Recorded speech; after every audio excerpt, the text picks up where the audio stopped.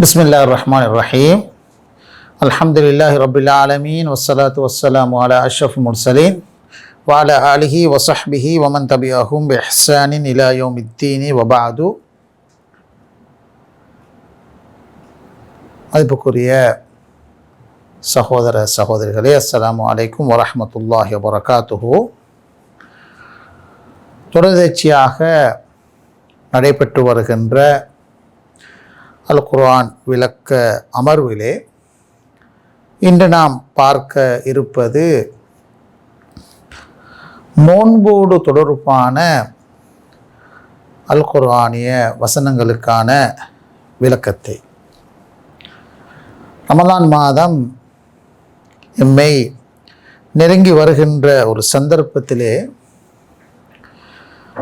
ரமதானுடைய நோன்பு தொடர்பாக அல் குர்ஆன் என்ன சொல்கிறது, ரமதான் நோன்பை அல்லாஹு தஆலா எப்படி விளங்கப்படுத்துகிறான் என்பது பற்றி நாங்கள்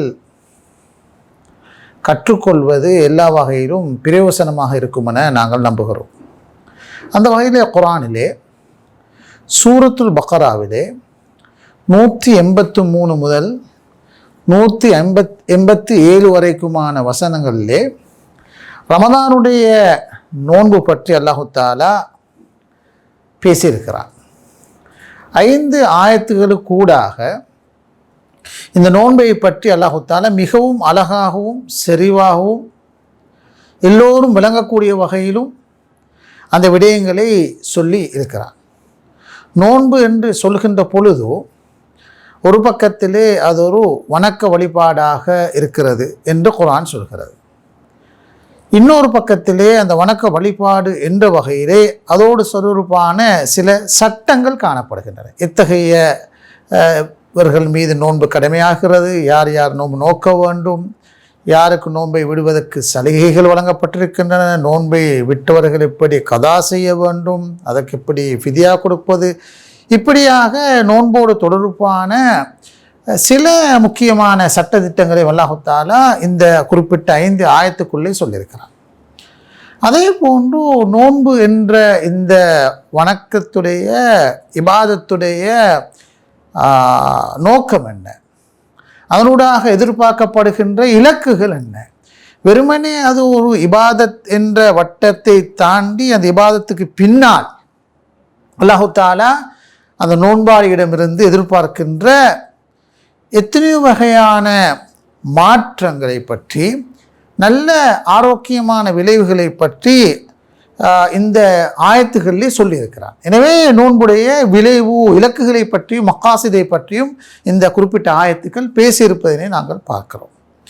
அதே போன்று இந்த நோன்பு எப்படி ஆத்மீக ரீதியாகவும் முக்கியத்துவம் பெறுவது போன்று உடலுக்கும் ஒரு கூடிய முக்கியத்துவத்தை வழங்கி ஒரு சமநிலை தன்மை கொண்ட உடலை மொத்தமாக புறக்கணிக்காத ஒரு இபாதத்தாகவும் இந்த நோன்பு இருக்கிறது என்ற கருத்தையும் அல்லாஹ் தஆலா இந்த ஆயத்துகளுக்கூடாக சொல்லி செல்வதை நாங்கள் பார்க்கிறோம். இப்படியாக நோன்பை அல்லாஹ் தஆலா அறிமுகப்படுத்துகின்ற விதம், அதனை சொல்லுகின்ற முறை மிகவும் வித்தியாசமானது. பொதுவாக நாங்கள் நோன்பு பற்றி பேசுகின்ற பொழுது அதனை ஒரு வெறும் இபாதத்தாகவும் அதனோட எதிர்பார்க்கப்படுகின்ற ஒரு சில இலக்குகளையும் வலியுறுத்தி பேசுகின்ற ஒரு நிலை எமக்கு மத்தியிலே காணப்படுகிறது. ஆனால் குர்ஆனை நாங்கள் மொத்தமாக பார்த்தால் சூரத்துல் பக்ராவிலே நோன்பு பற்றி பேசுகின்ற 183 முதல் 187 வரைக்குமான இந்த ஆயத்துக்களை நுணுக்கமாக ஆராய்ந்து பார்த்தால் அந்த குர்ஆனிய வசனங்களுக்கு ஸல்லல்லாஹு அலைஹி வஸல்லம் சொன்ன விளக்கங்கள், சஹாபாக்கள் சொன்ன விளக்கங்கள், சலஃபுகள், இமாம்கள் என்று இந்த துறை சார்ந்தவர்கள் சொன்ன விளக்கங்கள் எல்லாம் வைத்து பார்க்கின்ற பொழுது இந்த நோன்பு பற்றி எமக்கு மிகவும் விரிந்த ஒரு ஆழமான ஒரு பார்வையை பெற்றுக்கொள்ள முடியும். எனவே நோன்பை நாங்கள் நெருங்கி இருக்கின்ற இந்த சந்தர்ப்பத்திலே அல்லாஹ் தஆலா இந்த நோன்பு பற்றி எத்தகைய உண்மைகளை சொல்லி இருக்கிறான், அதற்காக பயன்படுத்தியிருக்கின்ற சொற்பிரயோகங்கள் என்ன என்பது பற்றிய அது தெளிவு நிச்சயமாக எமது நோன்புகளை ஆரோக்கியமாகவும் மிகவும் உற்சாகமாகவும் நோட்பதற்கு பெரிதும் உதவியாக அமையும். அந்த வகையில் அன்புக்குரிய சகோதர சகோதரிகளே, சூரத்துல் பக்ராவிலே நாங்கள் தெரிந்து வைத்திருக்கிறோம். மிக நீண்ட ஒரு சூறாவாக சூரா பக்கரா இருக்கிறது. குர்ஆனிலே 286 ஆயத்துக்களை கொண்ட மிக நீளமான ஒரு சூறாவாக சூரா பக்கரா காணப்படுகிறது. இந்த சூறாவில் அல்லாஹ் தஆலா மனித வாழ்வோடு தொடர்பான பல விடயங்களை பேசியிருக்கிறார். குறிப்பிட்ட ஒரு தலைப்புக்குள்ளால் மாத்திரம் மையப்படுத்தாமல் பல விடயங்களை சொல்லிக்கொண்டு பேசிக்கொண்டு போகின்ற ஒரு நிலையை நாங்கள் சூரா பக்கராவிலே பார்க்கிறோம். சூரா பக்கராவை மாத்திரம் ஒருவரால் வாசித்து விளங்க இயலும் என்றிருந்தால், அவனுடைய கருத்துக்களை புரிந்து கொள்ள முடியும் என்றிருந்தால், இஸ்லாத்துடைய மிக முக்கியமான பல அம்சங்களை புரிந்து கொள்ள முடியுமாக இருக்கும். இப்படியாக அந்த சூறாவிலே ஆன்மீக பகுதி, சட்டப்பகுதி, சமூக வாழ்வோடு சம்பந்தப்பட்ட விடயங்கள், நிக்காகோடு சம்பந்தப்பட்ட விடயங்கள், தலாக்கோடு சம்பந்தப்பட்ட விடயங்கள், வியாபார கொடுக்கல் வாங்கலோடு சம்பந்தப்பட்ட விடயங்கள், கடன், வட்டி, இப்படியாக பல சட்டப்பகுதிகளையும் அந்த சூரா பேசியிருக்கு. மறுபக்கம் பனு இஸ்ராயீல் சொல்லப்படுகின்ற யூதர்களை பற்றி விரிவாகவே அல்லாஹு தஆலா இந்த சூறாவிலே பேசியிருக்கிறான். அதே நேரம் முஸ்லிம் சமூகத்துடைய பண்புகள், பண்பாடுகள், தன்மைகளை பற்றி அல்லாஹு தஆலா சொல்லியிருக்கிறான். அதே நேரம் இந்த தூதுக்கு முன்னால் இருக்கின்ற சவால்களை பற்றியும் சூரா பக்கராவிலே சொல்லியிருக்கிறார். இப்படி பல பகுதிகளை அல்லாஹு தஆலா சூரா பக்கராவிலே சொல்லி காட்டுகிறான். எனவே சூரா பக்கரா என்று சொல்லுகின்ற பொழுது ஒரு ஆரோக்கியமான ஒரு முஸ்லிம் சமூகத்தை உருவாக்குவதற்கான அழகான வழிகாட்டல்களை இந்த சூறாவிலே செறிவாகவும் அழகாகவும் ஓரளவு விரிவாகவும் சொல்லியிருப்பதனை நாங்கள் பார்க்கிறோம். அந்த தொடரிலே தான் 183வது ஆயத்திலே அல்லாஹ் தஆலா நோன்பை பற்றி யா அய்யுஹல்லதீன ஆமனூ குத்திப அலைக்குமுஸ் ஸியாம் என்ற அந்த ஆயத்து கூட ஆரம்பித்து நோன்பை பற்றி சொல்லிக்கொண்டு செல்வதனை நாங்கள் பார்க்கிறோம். எனவே இப்பொழுது நாங்கள் விளங்க முயற்சிக்க வேண்டும், நோன்பை பற்றி அல்லாஹ் தஆலா இந்த ஆயத்துக்களை சொல்லுவதாக இருந்தால் இந்த ஆயத்துக்கள் எப்போது அருளப்பட்டன அதனை புரிந்து கொள்ள வேண்டும். சூரா பக்கராவை பொறுத்தவரை ரசூலுல்லாஹி ஸல்லல்லாஹு அலைஹி வஸல்லம் அவர்கள் மக்காவிலிருந்து மதீனாவுக்கு வந்தது முதல் ஸல்லல்லாஹு அலைஹி வஸல்லம் வஃபாத்து வரும் வரைக்கும் சுமாராக ஒரு 10-11 வருட காலமாகவே இந்த சூரா அருளப்பட்டு கொண்டே இருந்தது. கொஞ்சம் கொஞ்சமாக 5 வசனங்கள் 10 வசனங்கள் என்று அல்லாஹ் தஆலா ஆயத்துக்களை இறக்கி கொண்டே இருந்தான். சூரா பக்கரா இறங்கி கொண்டிருக்கிற அதே சந்தர்ப்பத்தில் இன்னும் ஒரு 20-25 சூறாக்கள் மதீனாவிலே அருளப்பட்டதை நாங்கள் பார்க்கிறோம். இமாம் சுயூத்தி ரஹ்மஹுல்லா அவர்கள் அல்-இத்கான் ஃபி உலூமில் குர்ஆன் என்ற அவருடைய குர்ஆனுடைய சயின்ஸை பற்றி பேசுகிற அந்த நூலிலே சூரா பக்கரா என்பது ஒரு 10 வருடங்களாக அருளப்பட்ட சூரா என்றும், அந்த சூறாவுக்கு இடையிலே இன்னும் 20க்கும் மேற்பட்ட சூறாக்கள் அருளப்பட்டதாகவும், அப்படி அருளப்பட்டு கொண்டு இருந்த நேரத்தில் எந்த ஆயத்து எந்தெந்த இடத்திலே எந்தெந்த சூறாக்களே பதிவு செய்யப்பட வேண்டும் என்பதை ஜிப்ரீல் அலைஹிஸ்ஸலாம் அவர்களுக்கு கூட அல்லாஹ் தஆலா ஸல்லல்லாஹு அலைஹி வஸல்லம் உணர்த்தியதாகவும் அழகாக பதிவு செய்திருக்கிறார்கள். எனவே 10 வருடங்களாக அருளப்பட்ட சூரா பக்கராவிலே எந்த சந்தர்ப்பத்திலே இந்த ஆயாத்து சியாம் எனப்படுகின்ற நோன்புடைய வசனங்கள் அருளப்பட்டன என்பதனை நாங்கள் புரிந்து கொள்ள வேண்டும். இதனை பற்றி இமாம் இப்னு கஸீர் ரஹ்மஹுல்லா அவர்கள் ஆராய்கின்ற பொழுது சொல்கிறார்கள், ஸல்லல்லாஹு அலைஹி வஸல்லம் அவர்கள் மக்காவிலிருந்து மதீனாவுக்கு வந்து ஹிஜ்ரி 2ஆம் ஆண்டுகளில் தான் நோன்போடு தொடர்பான, குறிப்பாக ரமதானுடைய நோன்போடு தொடர்பான இந்த ஆயத்துக்கள் அருளப்பட்டதாக சொல்லி காட்டுகிறார். எனவே ஸல்லல்லாஹு அலைஹி வஸல்லம் அன்னவர்களுக்கு நபித்துவம் கிடைத்து 15 வருடங்களுக்கு பிறகுதான் ரமதானுடைய நோன்பு கடமையாக்கப்பட்டதை இங்கு நாங்கள் பார்க்கிறோம். எனவே இஸ்லாமிய வரலாற்றிலே ரசூலுல்லாஹி ஸல்லல்லாஹு அலைஹி வஸல்லம் அன்னவர்களுக்கு மீது கடமையாக்கப்பட்ட வணக்க வழிபாடுகளில் தொடர்ச்சியை நாங்கள் பார்த்தால், ஆரம்பமாக தொழுகை மக்காவிலே வைத்து கடமையாக்கப்பட்டது. இஸ்ரா மிஅராஜின் பொழுது ஸல்லல்லாஹு அலைஹி வஸல்லம் அவர்களுக்கு தொழுகை கடமையாக்கப்பட்டது. பிறகு மதீனாவுக்கு வந்ததன் பிறகு ஹிஜ்ரி 2ஆம் ஆண்டிலே இப்பொழுது நாங்கள் பார்த்து கொண்டிருக்கின்ற இந்த ஆயத்துகளுக்கு கூட ரமதானிலே நோன்பு நோக்க வேண்டும் என்ற அந்த சட்டம் போடப்படுகிறது. ஹிஜ்ரி 2ஆம் ஆண்டு. அதே ஹிஜ்ரி 2ஆம் ஆண்டிலே தான் ஜகாத்தும் விதியாக்கப்பட்டது சம்பந்தமான குர்ஆனிய வசனங்கள் வரப்பட்டுச்சு. பிறகு ஹிஜ்ரி 9ஆம் ஆண்டிலே தான் துல்ஹிஜ்ஜா மாதத்திலே ஹஜ்ஜி செய்ய வேண்டும் என்ற சட்டமும் வரையப்பட்டது. இப்படியாக இஸ்லாமிய வரலாற்றிலே ஸல்லல்லாஹு அலைஹி வஸல்லம் காலப்பிரிவிலே இந்த வணக்க வழிபாடுகளை மொத்தமாக நாங்கள் திரட்டி பார்க்கின்ற பொழுதும் எப்படியான சந்தர்ப்பங்களிலே கடமையாக்கப்பட்டது என்பதனை பார்க்கின்ற பொழுதும் அது கட்டம் கட்டமாக கடமையாக்கப்பட்டு வந்திருப்பதை நாங்கள் பார்க்கிறோம். தொழுகை ஆரம்பத்தில், அதுக்கு பல வருடங்களுக்கு பிறகு ரமதானில் நோன்பு நோக்கிறது, அதே சந்தர்ப்பத்தில் ஜகாத்தை கொடுப்பது, அதுக்கு பல வருடங்களுக்கு பிறகு ஹஜ்ஜி என்ற ஒரு ஓர்டர் ஒன்று, ஒழுங்கு முறையொன்று இஸ்லாமிய வரலாற்றிலே வணக்க வழிபாடு அல்லது இபாதாத் என்று சொல்லுகின்ற அந்த பகுதியில் இருப்பதை நாங்கள் குர்ஆனை பார்க்கின்ற போது எங்களுக்கு புரிந்து கொள்ள முடியும். அதோடு சேர்த்து ரசூலுல்லாஹி ஸல்லல்லாஹு அலைஹி வஸல்லம் சுன்னாவை பார்க்கின்ற பொழுது எனக்கு அந்த விடயங்களை புரிந்து கொள்ளலாம். அது மாத்திரமல்ல, இஸ்லாத்துடைய எந்த ஒரு மனித வாழ்வை நெறிப்படுத்துகின்ற சட்டங்களாக இருந்தாலும் அது ஒரேடியாக வரவில்லை என்பது இஸ்லாத்துடைய மூலாதாரங்களான குர்ஆனையும் சுன்னாவையும் பார்க்கின்ற பொழுது எம்மால் புரிந்து கொள்ள முடியும்.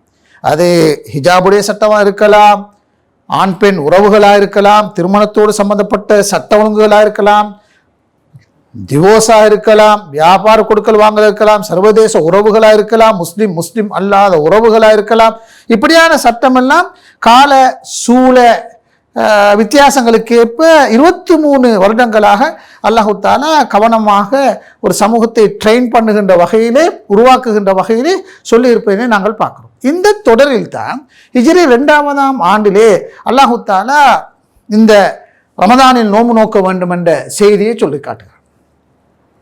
அதுதான் யா அய்யுஹல்லதீன ஆமனூ குத்திப அலைக்குமுஸ் ஸியாம் கமா குத்திப அலல் லதீன மின் கப்லிக்கும் லஅல்லக்கும் தத்தகூன் என்ற அந்த குர்ஆனிய வசனம் அப்பொழுதுதான் ஹிஜ்ரி 2ஆம் ஆண்டிலே அருளப்படுவதை நாங்கள் பார்க்கிறோம்.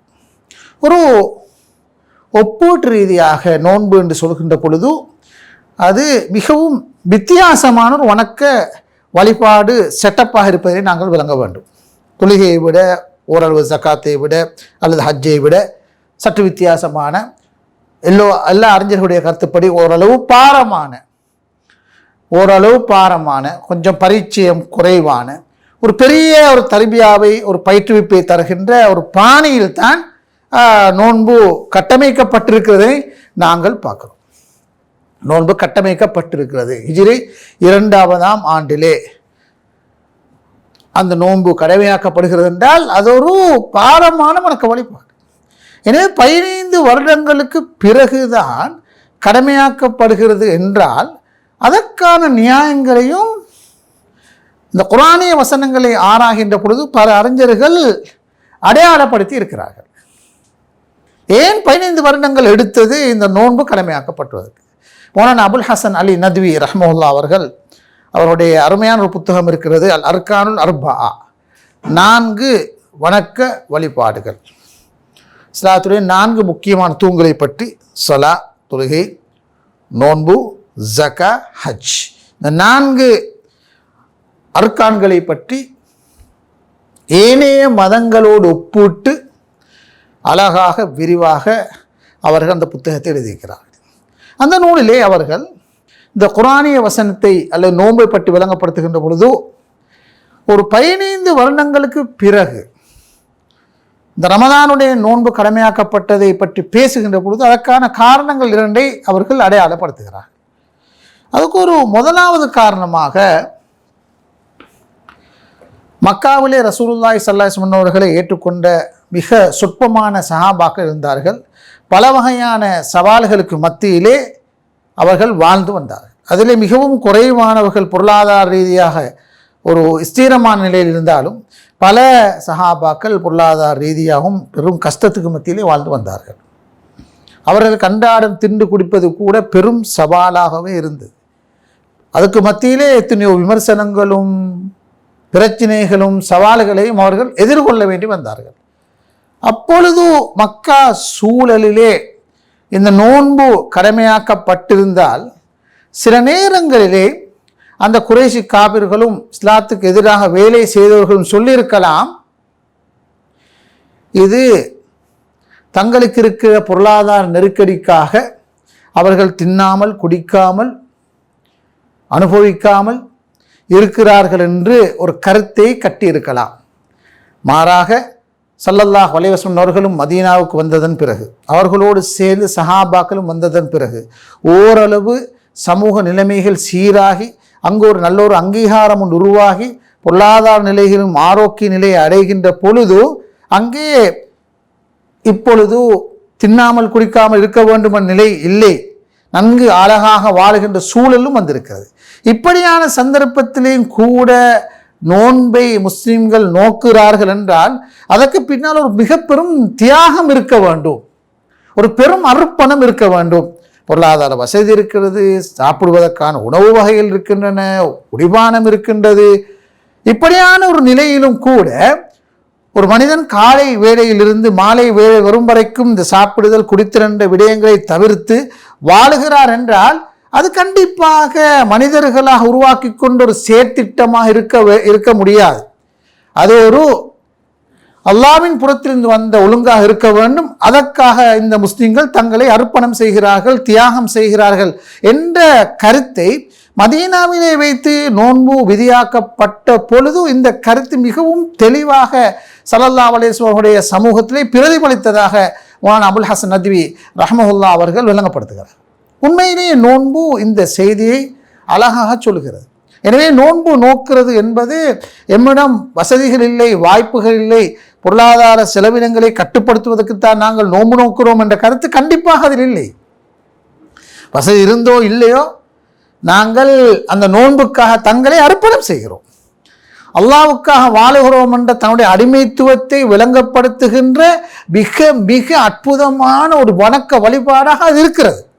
இருந்து கொண்டு வசதிகள்லாம் இருந்து கொண்டு வாய்ப்பெல்லாம் இருந்து கொண்டு சந்தர்ப்பமெல்லாம் இருக்கிற சந்தர்ப்பத்திலே அனைத்தையும் தியாகம் செய்து அல்லாஹ்வுக்காக வாழுதல் என்ற அந்த அடிமைத்துவத்தை வெளிப்படுத்துகின்ற ஒரு நிலையை இந்த நோன்பிலே அஸ்ஸியாம் அல்லது அஸ்ஸௌம் என்று சொல்கின்ற நோன்பிலே நாங்கள் பார்க்கிறோம். இது மதீனாவிலே மிகவும் தெளிவாக பிரதிபலித்தது. எனவே அப்படியான குற்றச்சாட்டுக்கள் யாரும் கொண்டு வர முடியாமல் போனது. இது 15 வருடங்களுக்கு பிறகு அல்லது மதீனாவுக்கு வந்தது பிறகு முஸ்லிம் சமூகம் ஒப்பீட்டு ரீதியாக ஓரளவு ஸ்திரமாகியதன் பிறகு இந்த வசனங்கள் இறங்கியதற்கான நியாயத்தை சொல்லுவார்கள். முதலாவது நியாயம். இரண்டாவது நியாயம் என்னென்றால், ஏற்கனவே சொல்லப்பட்டது போன்று நோன்பு என்பது கொஞ்சம் பாரமானது, கொஞ்சம் பரிச்சயமற்றது, லேசான விடயமல்ல. பல மணித்தியாலங்களுக்கு சாப்பாட்டையும் இந்த குடிபானங்களையும் தியாகம் செய்து வாழுவது என்பது இத்தகைய சட்டத்தை பாரமான ஒரு சுமையை சுமப்பதற்கு போதிய ஒரு பயிற்றுவிப்பு அவசியம். அந்த அளவுக்கு மானசீக ரீதியாக நாங்கள் வளர்ந்திருக்க வேண்டும். சஹாபா சமூகத்தை மக்காவிலே ரசூலுல்லாஹி ஸல்லல்லாஹு அலைஹி வஸல்லம் 13 வருடங்களாக அழகாக ட்ரெயின் பண்ணி எடுத்தார்கள். இந்த மார்க்கத்துக்கு முன்னால் எதனையும் தியாகம் செய்வதற்கு தயார் என்ற நிலையை நோக்கி அவர்கள் வரும் வரைக்கும் இந்த நோன்பு விதியாக்கப்படவில்லை.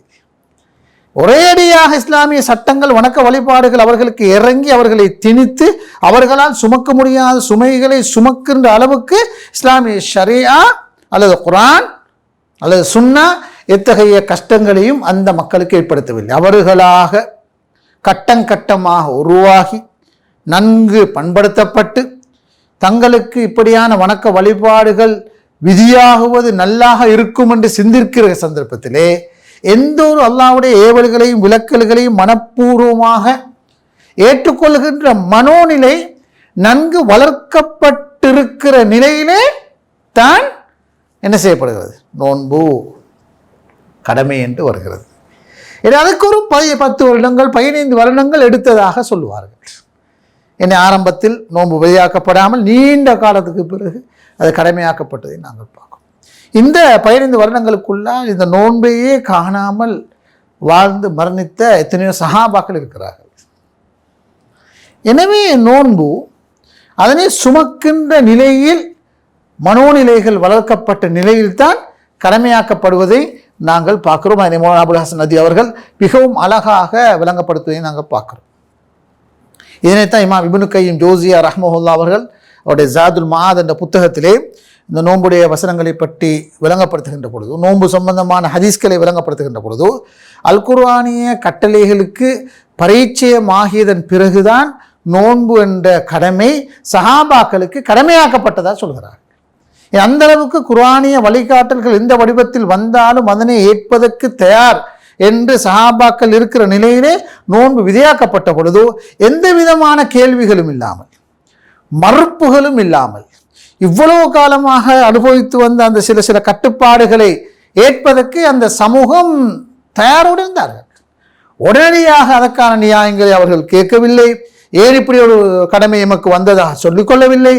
அப்படி ஒரு மன பக்குவப்பட்ட நிலையில் தான் நோன்பு கடமை. அந்த அளவுக்கு ரசூலுல்லாஹி ஸல்லல்லாஹு அலைஹி வஸல்லம் அவர்களும் சஹாபாக்களை உருவாக்கி இருந்தார்கள். எனவே அது கடமையாக்கப்பட்ட பொழுது உலகத்திலே வெற்றிகரமாக அது நடைமுறைக்கும் வந்தது.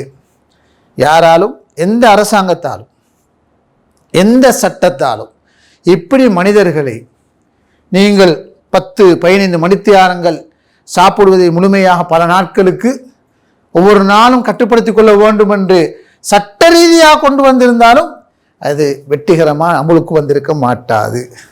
பப்ளிக்கிலே இருப்பார்கள், மறைமுகமாக அப்படியான உணவுகளை சாப்பிடுவதும் குடிப்பதும் என்ற நிலை கண்டிப்பாக இருந்திருக்கும். எனவே தோல்வி கண்ட சட்டமா நிச்சயமா உலகத்திலே அப்படியான சட்டங்கள் அரசாங்கங்கள் போட்டிருந்தார் அல்லது சட்டங்கள் இயற்றியிருந்தால் கண்டிப்பாக வெற்றிகரமாக இருந்திருக்க மாட்டாது. ஆனால் தெய்வீக சட்டம் என்று வருகின்ற பொழுது அதனை ஏற்றுக்கொண்டு வாழுகின்ற ஒரு உம்மத்துண்டு, ஒரு சமூகம் ஒன்று மக்காவிலே உருவாக்கப்பட்டு மதீனாவில் இருந்தார்கள். எனவே சட்டம் வருகிறது, யா ஐயுஹல்லதீன ஆமனூ, விசுவாசிகளே, எல்லா மக்களுக்கும் அல்ல, விசுவாசிகளே என்று சட்டம் வருகிறது. அப்பொழுது அவ்வளவு பேரும் அதனை ஏற்றுக்கொள்வதற்கு தயார் நிலையோடு இருந்தார்கள். உடனடியாக கட்டுப்பட்டு ஆமன்னா வ சல்லம்னா என்ற அந்த ஒரு அழகான ஒரு செய்தியை அந்த சஹாபா சமூகம் அங்கு முன்வைத்ததை நாங்கள் பார்க்கிறோம். அன்புக்குரிய சகோதர சகோதரிகளை, இது இந்த நோன்பு பிற்படுத்தி கடமையாக்கப்பட்டதற்கு பற்றி சொல்கின்ற நேரம் விளங்கப்படுத்துகின்ற ஒரு நியாயம். இதிலிருந்து நாங்கள் விளங்குகின்ற முக்கியமான விடயம் என்னவென்றால், இந்த நோன்பை நாங்கள் வெற்றிகரமாக எமது வாழ்க்கையிலும் கடைபிடிக்க வேண்டும் என்றிருந்தால், ஒரு எஃபெக்டிவான ஒரு வினைத்திறன் மிக்க நோன்பாக எமது நோன்புகளும் மாற வேண்டும் என்றிருந்தால் கண்டிப்பாக அதற்கான மைண்ட் செட் வளர்க்கப்பட வேண்டும். இதுதான் இந்த ஆயத்து சொல்ல வருகின்ற நோன்புடைய அந்த 15 வருடங்களுக்கு பிறகு நோன்பு கடமையாக்கப்பட்டது என்று சொல்கின்ற பொழுது நாங்கள் விளங்க வேண்டிய மிக முக்கியமான படிப்பினை. அதற்குரிய மைண்ட் செட் முஸ்லிம் சமூகத்திலே வளர்க்கப்பட வேண்டும். திடீரென்று நோன்பு நோக்கிறது என்பது ஒரு சம்பிரதாய நோன்பாகத்தான் கண்டிப்பாக இருக்கும். நோன்பு என்பது வெறுமனே கடமையாக்கப்பட்டிருக்கிறது, கடமை என்பதற்காக நாங்கள் நோன்பு நோக்கிறோம் என்றால் ஒரு கடமை நிறைவேறும்.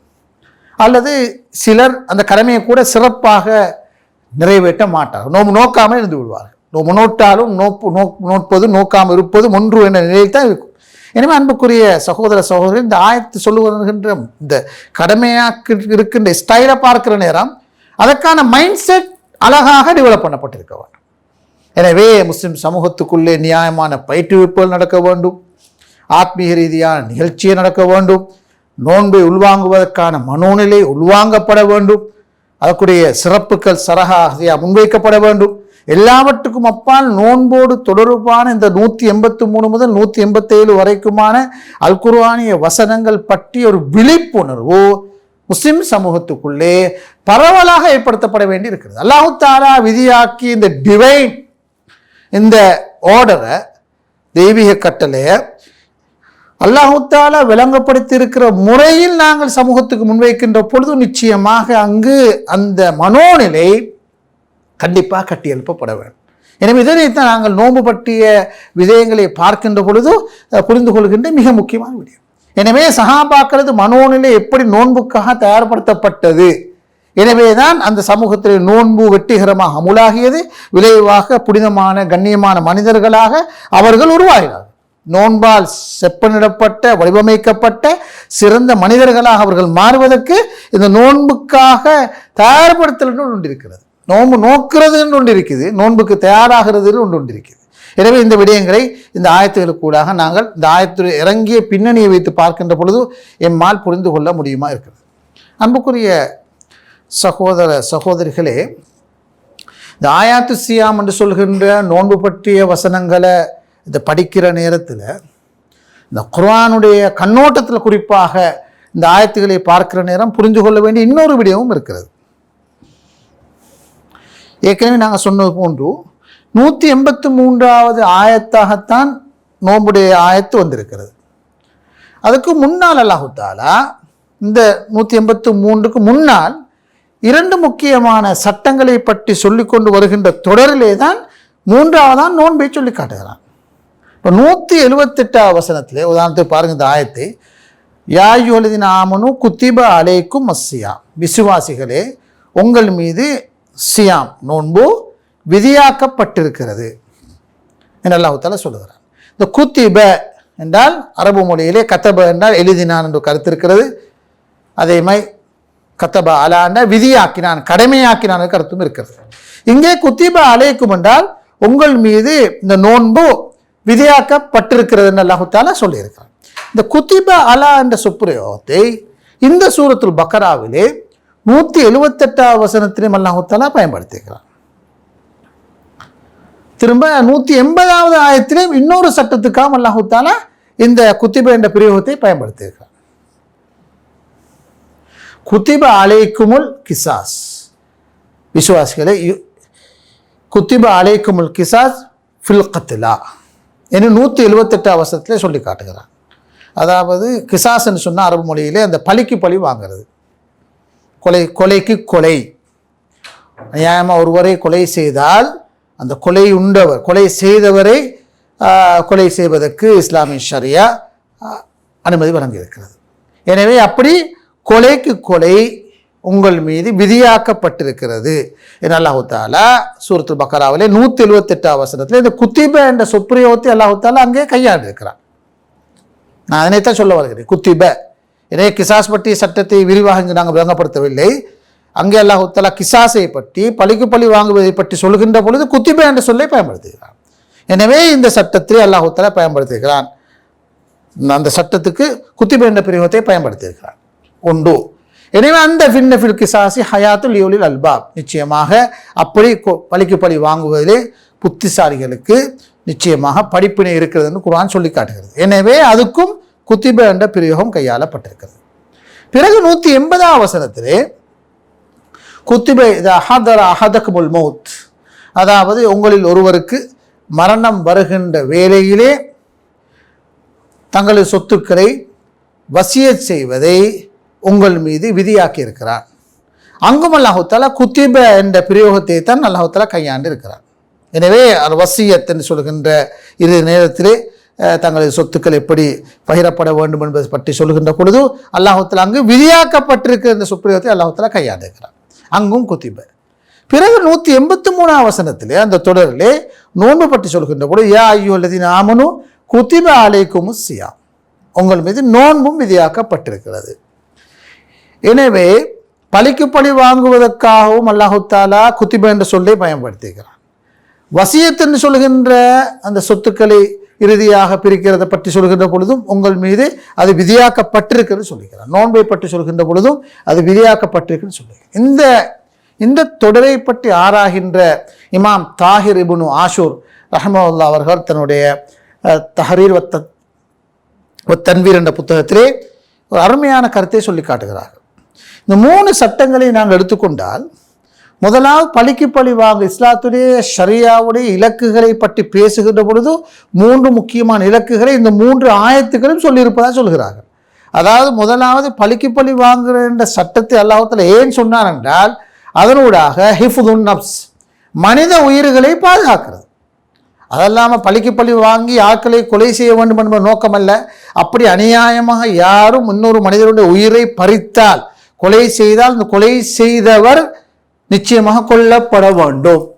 கொலைக்காரர் நீதிமன்றத்துக்கு முன்னால், சட்டத்துக்கு முன்னால் நிறுத்தப்பட வேண்டும், அவரும் கொலை செய்யப்படல் வேண்டும். என அப்படி ஒரு சட்டத்தை அழகாக குர்ஆன் சொல்லி மனித சமூகத்திலே ஒரு நீதியை வலியுறுத்த விரும்புகிறது. எனவே உலகத்திலே மனித உயிர்களுக்கு பாதுகாப்பளித்த ஒரு மிக முக்கியமான சட்டமாக அது பார்க்கப்படுகிறது. இன்று கூட இந்த சட்டத்தை பற்றி சர்வதேச ரீதியாக சர்வதேச நீதிமன்றங்களில் பேசுவதனை நாங்கள் பார்க்கிறோம். எனவே ஒருவருடைய உயிரை பாதுகாப்பு என்பது மிக முக்கியமானது. அநியாயமான முறையில் ஒரு சகோதரருடைய உயிர் பறிக்கப்படும் இருந்தால் கண்டிப்பாக அந்த உயிரை பறித்தவன் கொலை செய்யப்பட வேண்டும் என்ற சட்டத்தை தான் குர்ஆன் சொல்கிறது. அந்த சட்டம் அமலுக்கு வருமாக இருந்தால் யாரும் யாரையும் கொலை செய்வதற்கு முயற்சிக்க மாட்டார்கள். எனவே அதனூடாக உலகத்திலே அவ்வளவு பேருடைய உயிரும் பாதுகாக்கப்படுது. ஹிஃபுதுன் நஃப்ஸ் இஸ்லாமிய ஷரியாவுடைய பிரதானமான இலக்குகளில் ஒன்று. இஸ்லாமிய ஷரியாவுக்கு பல இலக்குகள் இருக்கின்றன. குர்ஆனையும் சுன்னாவையும் ஆராய்ந்த அந்த அறிஞர்கள் அந்த மகாசிது ஷரியா என்ற பேரிலே ஷரியாவுக்கு மிக முக்கியமாக பல ஆப்ஜெக்டிவ்ஸ்கள் காணப்படுவதாக வரையறுத்து சொல்லியிருக்கிறார்கள். அதிலே ஒன்று தான் ஹிஃபுது அன்-நஃப்ஸ், மனித உயிரை பாதுகாத்தல். இந்த மனித உயிரை பாதுகாப்பதற்கு குர்ஆன் எத்தனையோ வழிகாட்டல்களை தந்திருக்கிறது. ரசூலுல்லாஹி ஸல்லல்லாஹு அலைஹி வஸல்லம் மிக அதிகமாக பல வழிகாட்டல்களை தந்திருக்கிறார்கள். அதிலே ஒன்று தான் அநியாயமாக எந்த ஒரு மனிதனும் கொலை செய்யப்படக்கூடாது. மனிதர்களுடைய உயிர் உத்தரவாதப்படுத்தப்படல் வேண்டும். எனவே யார் ஒருவரை கொலை செய்தால் அந்த கொலை செய்தவர் சட்டத்துக்கு முன்னால் நிறுத்தப்பட்டு விசாரிக்கப்பட்டு நிரூபிக்கப்படுகின்ற பொழுது அந்த கொலையாளி கொலை செய்யப்படுவார். எனவே இது இஸ்லாமிய ஷரியா சொல்கின்ற ஒரு மிக முக்கியமான செய்தி. உலகத்தில் நீதியையும் ஒரு பாதுகாப்பையும் ஏற்படுத்துவதற்காக சொன்ன ஒரு அழகான ஒரு சட்டம். அவ்வளவு பேரையும் உயிரோடு வாழ்வதற்கு, பாதுகாப்பாக வாழ்வதற்கு, நிம்மதியாக சேஃபாக வாழ்வதற்கென்று இந்த சட்டத்தை அல்லாஹ் 178வது வசனத்திலே சூரா பக்ராவிலே சொல்லியிருக்கிறார். அதிலே சொல்லப்பட்ட பிரயோகம் என்றால் குத்திப என்ற பிரயோகம் தான் கையாளப்பட்டிருக்கிறது. உங்களுக்கு கடமையாக்கப்பட்டிருக்கிறது. எனவே சமூகத்திலே உயிர்களை நீங்கள் பாதுகாருங்கள். முஸ்லிமா இருக்கலாம், முஸ்லிம் அல்லாதவர்களாக இருக்கலாம், யாராயிருந்தாலும் யாரும் யாரையும் கொலை செய்யக்கூடாது. அது எந்த அரசாங்கமாக இருந்தாலும் அந்த உத்தரவாதத்தை வழங்க வேண்டும். உயிர் உத்தரவாதம், உயிர் பாதுகாப்பை கண்டிப்பாக வழங்க வேண்டும் என்று குர்ஆன் சொல்கிறது. அதுக்கு குத்திப என்ற சொல்லை பயன்படுத்துது. இது முதலாவது.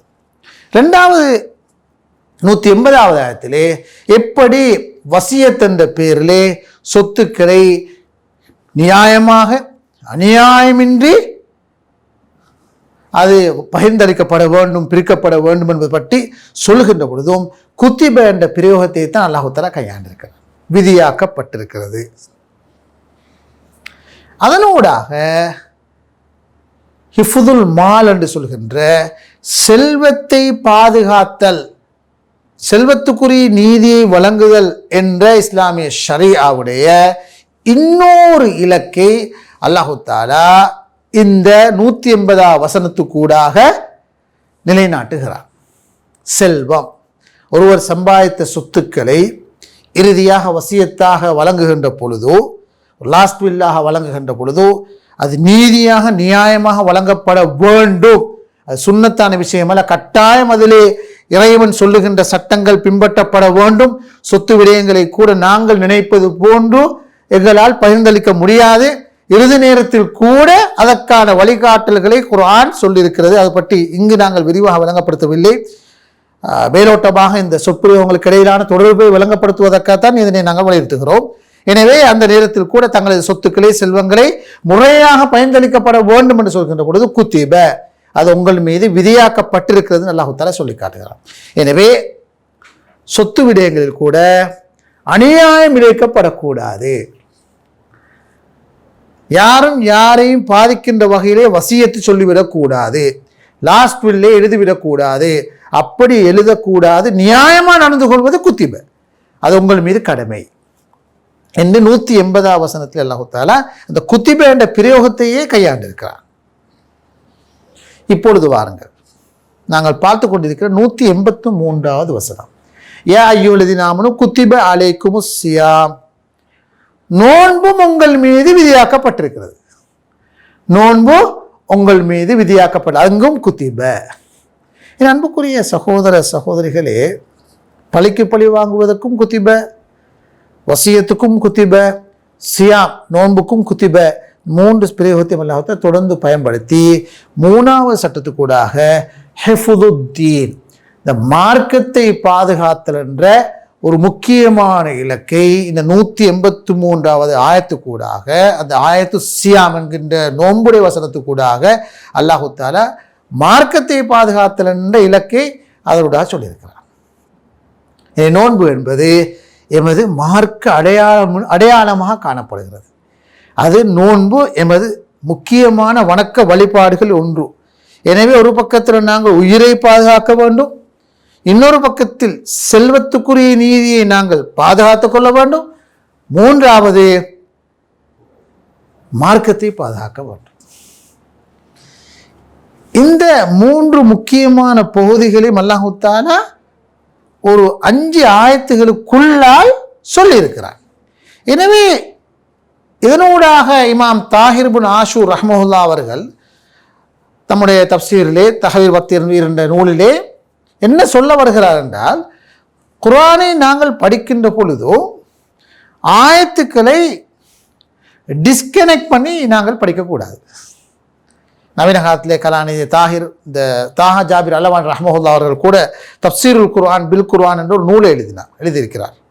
அல் குர்ஆனிய வசனங்களை அல் குர்ஆனிய வசனங்களுக்கூடாக படித்தல் என்ற அருமையான ஒரு நூலை அவர்கள் தந்திருக்கிறார். எந்த ஒரு குர்ஆன் வசனத்தை படிக்கப் போவதாக இருந்தாலும் அந்த குர்ஆன் வசனங்களை விளங்குவதற்காக ஏனைய வசனங்களை துணையாக எடுத்து அந்த அல் குர்ஆனிய வசனங்களை விளங்க முடியுமா இருந்தால் அதுதான் நம்பர் 1 சிறந்த தப்சீர் என்று அவர்கள் சொல்கிறார்கள். அவர்களும் அந்த நூலிலே சொல்கின்ற மிக முக்கியமான கருத்து என்னவென்றால், இந்த ஆயத்து சியாமை நாங்கள் விளங்குகின்ற பொழுது, நோன்பு சம்பந்தமான குர்ஆனிய வசனங்களை படிக்கின்ற பொழுதும் வெறுமனே அந்த ஆயத்தை மாத்திரம் நாங்கள் புரிந்து கொள்ள முயற்சிக்க கூடாது. அதுக்கு முன்னால் இருக்கிற வசனங்களையும் சேர்த்து பார்க்கின்ற பொழுது எங்களுக்கு ஒரு ஒட்டுமொத்தமான ஒரு கருத்தை புரிந்து கொள்ள முடியும் என்று அவர்கள் சொல்கிறார்கள். உதாரணமாக நாங்கள் பார்க்கலாம். இங்கே நாங்கள் சொன்ன விடயத்திலே இங்கு பாருங்கள், ஒன்று உயிர் பாதுகாப்பை பற்றி இந்த ஆயத்துக்கள் சொல்லியிருக்கிறது. சொத்துக்களை தகுதியான முறையில் நீதியான முறையில் பிரிக்கப்படுவதன் அவசியத்தை பற்றி இந்த சூறாவிலே அல்லாஹ் தஆலா சொல்லியிருக்கிறார். திரும்ப நோம்பு நோக்கிறதை பற்றி அல்லாஹ் தஆலா சொல்லியிருக்கிறார். ஆனால் நாங்கள் என்ன செய்கிறோம்னா, எமது சமூகத்தில் ஒரு பழக்கம் இருக்குது. நோன்பை ஒரு வணக்க வழிபாடாக பார்க்குறோம், அது இபாதத்தாக பார்க்குறோம், அதுக்கு ஒரு பெரிய முக்கியத்துவத்தை கொடுக்கிறோம், அதனை மிக கவனமாக நோட்டுக்கொள்வதிலே நுணுக்கமாக இருக்கிறோம். நல்ல விஷயம். ஆனால் சொத்து என்று வருகின்ற விடயத்திலே அதை ஒரு மார்க்கமாகவே பார்ப்பதில்லை. அதற்கும் அல்லாஹ் தஆலா அதிலே கண்டிப்பாக இறைவன் சொன்ன பிரகாரம் அது பிரிக்கப்பட வேண்டும் என்று கட்டாயப்படுத்தி சொல்லியிருக்கிறார். அது மார்க்கமாக பார்ப்பது, அது சொத்து விவகாரம், அது அவரவர்களுடைய இஷ்ட பிரகாரம் விரும்பிய பிரகாரம் அவர்கள் வகுத்தளிக்கலாம் என்ற நிலைப்பாடு தான் இருக்கிறது. மனிதர்களுடைய உயிர்களுக்கு எந்த விதமான முக்கியத்துவம் கொடுக்க மாட்டார்கள், மனிதனுடைய மானங்களை பாதுகாக்க மாட்டார்கள். அப்படியான ஒரு நிலைக்கு அதுக்கும் மார்க்கத்துக்கும் சம்பந்தம் இல்லை என்ற ஒரு பார்வை இருக்கிறது. ஆனால் குர்ஆன் 178, 180, 183 ஆகிய வசனங்கள் கூடாக உயிருக்கு முக்கியத்துவம் கொடுத்து, செல்வத்துக்கு முக்கியத்துவம் கொடுத்து, மார்க்கத்துக்கு முக்கியத்துவம் கொடுத்து, மூன்றுக்கும் ஒரே குத்திப என்ற சுப்பிரயோகத்தை பயன்படுத்தி எவ்வளவு தூரம் முஸ்லிம் சமூகம், குறிப்பாக குர்ஆனை சுமந்த சமூகம், இந்த இஸ்லாத்துடைய எல்லா பகுதிகளையும் சேர்த்து பார்க்க வேண்டும் என்ற கருத்தை இந்த ஆயத்தினுடைய சேர்த்து பார்க்கின்ற பொழுது எம்மால் புரிந்து கொள்ள முடியுமா இருக்கு. எனவே அன்புக்குரிய சகோதர சகோதரர், இது ஒரு மிக முக்கியமான அம்சம். இந்த விடயத்தை நாங்கள் மிக கவனமாக புரிந்து கொள்ள வேண்டிய தேவை இருக்கிறது.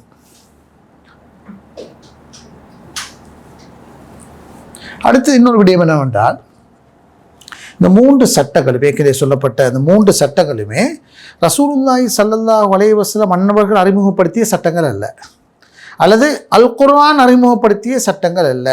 அல்லாஹு தஆலாவால் அல் குர்ஆனுக்கு முன்னர் அருளப்பட்ட ஏனைய வேதங்களுக்கூடாகவும் அல்லது ஏனைய நபிமார்களுக்கூடாகவும் இந்த 3 சட்டங்களும் இருந்ததாக குர்ஆன் சொல்கிறது.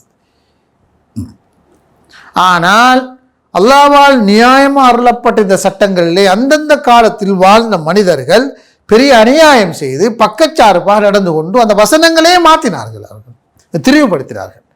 எனவே அந்த சட்டங்களை திருப்பி ஒழுங்குபடுத்தி இந்த 3 சட்டங்களையும் அல்லாஹு தஆலா திருப்பி இறக்கினார். அதனை நாங்கள் பார்க்குறோம். உதாரணமாக வச்சுக்கோங்களேன், அந்த பழிக்கு பழி வாங்குதல் என்ற சட்டம், அது பனு இஸ்ராயல்களுக்கு கூட இருந்திருக்கிறது. தௌராத்தில் கூட அல்லாஹு தஆலா மிக தெளிவாக அநியாயமாக ஒரு உயிர் கொலை செய்யப்பட்டால் அந்த கொலை செய்தவன் கண்டிப்பாக கொலை செய்யப்பட வேண்டும் என்ற சட்டத்தை தௌராத்தில் அல்லாஹு தஆலா சொல்லியிருந்தார். ஆனால் அந்த சட்டத்தை எப்படி மாற்றினார்கள் என்றால், அவர்களே குடும்பத்தை பார்த்து, வசதி வாய்ப்புகள் உள்ளவர்களை பார்த்து, ஆட்களை பார்த்து அந்த சட்டங்களை அவர்கள் அமுல்படுத்தினார்கள், பக்கச்சார்பாக நடந்து கொண்டார்கள். எனவே அந்த சட்டத்தை அப்படியே மாற்றி அமைத்தார்கள். எனவே இப்படியாக பக்கச்சார்பாக நடந்து கொண்ட ஒரு சந்தர்ப்பத்தில் அல்லாஹு தஆலா குர்ஆனிலே சூரத்து பக்கராவிலே பொதுவாக அனைவருக்கும் ஒரே சட்டம் என்று சொல்லி இறக்கி அந்த சட்டங்கள் இருக்கிற கோளாறுகளை திருத்தி அமைத்ததை நாங்கள் பார்க்கிறோம். அதே போன்று வசியத் சம்பந்தமான சட்டங்களும் முன்னைய சமூகங்கள் இருந்தன. ஆனால் அந்த சமூகங்கள் அதை கவனமாக திரும்பிப்படுத்தினார்கள், நிறைய மாற்றங்களை கொண்டு வந்தார்கள். ஆனால் குர்ஆன் சூரத்துல் பக்கராவிலே 180 வசனத்திலே அது சம்பந்தமான தெளிவான சட்டத்தை சொல்லி அதில் ஒரு மாற்றத்தை அல்லாஹ் தஆலா. அதே போன்றுதான் சூரத்துல் பக்கராவிலே நோன்பு சம்பந்தமாக சொல்லுகின்ற பொழுது குத்திபா அலைக்குமுஸ் ஸியாம் கமா குத்திபா அலல்லதீன மின் கபலிக்கும், உங்களுக்கு முன்னர் வாழ்ந்தவர்கள் மீது நோன்பு கடமையாக்கப்பட்டது என்று அல்லாஹ் தஆலா சொன்னார். எனவே முன்னர் இருந்தவர்களுக்கு நோன்பு விதியாக்கப்பட்டிருந்தது. ஆனால் அதே வடிவம் வித்தியாசமாக இருக்கலாம். இப்பொழுது உங்களுக்கும் நோன்பு கடமையாக்கப்படுகிறது, முன்னால் நோன்பு இருந்தது என்று சொல்லி காட்டுறது. எனவே இந்த சட்டங்கள் முன்னாலும் இருந்திருக்கிறது என்ற செய்தியை இந்த ஆயத்திற்கு கூடாக நாங்கள் பார்க்க முடியுமா இருக்கு. அன்புக்குரிய சகோதர சகோதரர்களே, இந்த வகையில்தான் நாங்கள் இப்பொழுது இந்த ஆயத்து சியாமுடைய 183வது ஆயத்தை பார்க்கலாம். எனவே இப்படி இந்த ஆயத்திறங்கிய பின்னணி, அந்த ஆயத்து இறங்குகின்ற பொழுது மக்காவிலும் மதீனாவிலும் இருந்த சஹாபாக்கிற மென்டாலிட்டி, அந்த ஆயத்தை எப்படி அவர்கள் உள்வாங்கினார்கள், பிறகு இந்த ஆயத்து அமையப்பெற்றிருக்கின்ற அந்த மக்கா மதீனா சூறாவாகிய பக்கராவில் இருக்கின்ற அந்த ஆயத்துக்கும் முன்னால் இருக்கின்ற ஆயத்திற்கு இடையிலான தொடர்பு, எப்படி உயிரையும் அல்லாஹ் தஆலா பாதுகாக்க விரும்புகிறான், செல்வத்தையும் பாதுகாக்க விரும்புகிறான், மார்க்கத்தையும் பாதுகாக்க விரும்புகிறான், இந்த மூணையும் சேர்த்து இஸ்லாம் ஒரு சம்பூர்ண வாழ்க்கை திட்டம் என்று சொல்கின்ற இஸ்லாத்தில் எல்லா பகுதிகளுக்கும் முக்கியத்துவம் கொடுக்கப்பட வேண்டும், ஒரு பக்கத்தையும் மாத்திரம் எடுக்கின்ற ஒரு நிலை இருக்கக்கூடாது. இந்த கருத்துக்களை எல்லாம் வைத்து நாங்கள் நோக்குகின்ற பொழுது எங்களுக்கு இப்போ ஒரு முழுமையான ஒரு பார்வையை பெற முடியுமா இருக்கும்.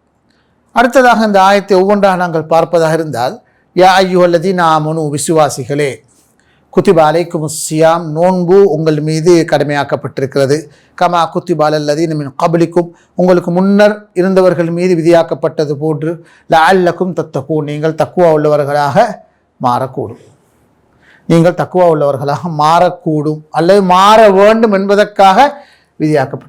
இப்பொழுது இந்த ஆயத்தில் இருக்கின்ற சில நுணுக்கமான சொற்பிரயோகங்களை பாருங்கள். முதலாவது யா அய்யுஹல்லதீன ஆமனு, விசுவாசிகளே என்று அல்லாஹ் தஆலா சொல்லி காட்டுகிறார். எனவே எல்லோருக்கும் இல்லை நோன்பு, அல்லாஹ்வையும் மறுமை நாளையும் ஏற்றுக்கொண்டிருக்கிற, நோன்பை வரவேற்பதற்கு காத்து கொண்டிருக்கிற, அல்லாஹ்வும் ரசூலும் சொன்னால் முழுமையாக கட்டுப்படுவதற்கு தயாராக இருக்கிறவர்களை பார்த்து தான் யா அய்யுஹல்லதீன ஆமனு இறக்க துணியிலே விசுவாசிகளே என்று அல்லாஹ் தஆலா விழித்து சொல்லி காட்டுகிறார். குர்ஆனிலே யா அய்யுஹல்லதீன ஆமனு, விசுவாசிகளே என்று விழித்தால், அலிஸ் இப்னு அப்துஸ்ஸலாம் ரஹ்மஹுல்லாஹ் என்ற இமாம் சொல்வது போன்று ஒன்றோ ஏவலாக இருக்கும், நல்லொரு விஷயத்தை ஏவுவதாக இருக்கும், எனவே நீங்கள் அதனை எடுத்துக்கொள்ளுங்கள் என்று சொல்லுவோம், அல்லது ஒரு கெட்ட விஷயத்தை தவிர்ப்பதாக இருக்கும். விசுவாசிகளே நீங்கள் இதை செய்யுங்கள் அதை செய்யுங்கள், அல்லாஹ் தஆலா பல இடங்களிலே விசுவாசிகளை விழித்து நன்மையான விஷயங்களை ஏவுவதாக இருக்கும், அல்லது இன்னின்ன விடயங்களை செய்யாதீர்கள் என்று தடுப்பதாக இருக்கும். அது ஏவலாக இருந்தாலும் விலக்கலாக இருந்தாலும் இரண்டுமே மனித நலன் என்று அவர்கள் சொல்லி காட்டுவார்கள். குர்ஆன் எதையாவது செய்யுங்கள் என்று சொன்னால் அதை செய்வதிலே கண்டிப்பாக அந்த செய்கின்ற மனிதனுக்கு நிச்சயமாக உலகத்திலும் மறுமையிலும் நலன் இருக்கிறது. அதனை பற்றி விரிவாகவே நாங்கள் பேசலாம், விரிவாக ஆராயப்பட்டிருக்கிறது. எந்த ஏவலாக இருந்தாலும் சில நேரங்களில் எங்களுக்கு நேரடியான பார்வையில் அதிலே நலவுகள் இருப்பது போன்று எமது குறுகிய பார்வைக்கு விளங்காமல் இருந்தாலும், அறிவு ரீதியாக சில நீங்கள் கணக்கு போட்டு பார்க்கின்ற போது எங்கள் அறிவுக்கு படாமல் இருந்தாலும் கண்டிப்பாக அந்த ஏவலிலே நிச்சயமாக உலகத்திலும் மறுமையிலும் நல்ல மசாலைகள் நலங்கள் காணப்படுகின்றன. அதே போன்று இது கூடாதென்று சொன்னால், அந்த குர்ஆன் கூடாதென்று விழித்து சொன்னால் அதை தவிர்ப்பதில் தான் நிச்சயமாக நலங்கள் காணப்படும். எனவே உலகத்திலே மனிதர் மூமின்களுக்கு ஏவப்பட்டிருக்கின்ற விடயங்களாக இருக்கலாம், விளக்கப்பட்ட விடயங்களாக இருக்கலாம், கண்டிப்பாக அது சொன்ன பிரகாரம் வாழ்வதிலே நலங்கள் காணப்படுகின்றன. எனவே யா அய்யுஹல்லதீன ஆமனு, விசுவாசிகளே என்று சொல்லி இங்கே அல்லாஹ் தஆலா ஒரு ஏவலை சொல்லுகிறார். ஏவல் குத்திபா அலைக்குமுஸ் ஸியாம், செய்யுங்கள் என்று சொல்கிறார். இங்கே அல்லாஹ் தஆலா என்ன செய்கிறான்? 183 வசனத்திலே செய்யுங்கள் என்று சொல்கிறான். அதான் எப்படி சொல்கிறான்? குத்திப, கண்டிப்பாக செய்யுமாறு சொல்கிறான். குத்திப அலைக்கும். இந்த ஃபவாயிதுல் பதாயின்னு சொல்லி இப்னு கையிம் ரஹ்மத்துல்லாஹுடைய புத்தகம் ஒன்று இருக்கிறது, ஃபவாயிதுல் பதாய். அதிலே குர்ஆனிலே வந்திருக்கிற ஏவல்களுக்காக பயன்படுத்தப்பட்டிருக்கின்ற சொற்களை ஆராய்கின்ற பொழுது அவர் சொல்லி காட்டுகிறார், குறிப்பாக இந்த குத்திப என்ற பிரயோகம், குர்ஆன் கையாண்டு இருக்கிற குத்திப, கத்தப, அரபு மொழியிலே கத்தபன்னு எழுதினார். கத்தப என்ற சொற்பிரயோகத்துக்கு இன்னொரு விளக்கம் என்னவென்றால் ஃபரத அல்லது ஔஜப, விதியாக்கினான், ஃபர்தாக்கினான், கடமையாக்கினான். அந்த பிரயோகத்தை தான் அல்லாஹு தஆலா சூரத்து பக்கராவிலே நோன்புக்கும் பயன்படுத்துகிறேன். எனவே குத்திப என்பது இங்கு கடமையாக்கப்பட்டது என்று மொழிபெயர்க்க வேண்டும் என்று அவர்கள் சொல்கிறார். அதோடு சேர்த்து அலாவையும் பயன்படுத்து. அலான்னு சொன்ன அரபு மொழியிலே அலைக்கன்னா உன்மீது கடமை. இந்த அலா என்ற சொல்லுக்கும் கடமை என்ற கருத்து அரபு மொழியிலே கையாளப்படுகிறது இங்கு. எனவே இங்கு குத்திப என்ற சொல்லும் பயன்படுத்தப்பட்டிருக்கிறது, அந்த வினை சொல்லும் பசிவ் வாய்ஸாக. ஒரு பக்கம் அலாண்ட ஹர்ஃபும் பயன்படுத்தப்பட்டிருக்கிறது. எனவே ஹர்ஃபுல் ஜர்ரும் குத்திப அலைக்கும், எனவே உங்கள் மீது கடமையாக்கப்பட்டிருக்குன்னு அல்லாஹ் தஆலா இங்கே சொல்லி காட்டுகிறார். விசுவாசிகளே, உங்கள் மீது இந்த நோன்பு விதியாக்கப்பட்டது என்ற பிரயோகத்தை இப்படித்தான் நாங்கள் பார்க்கிறோம்.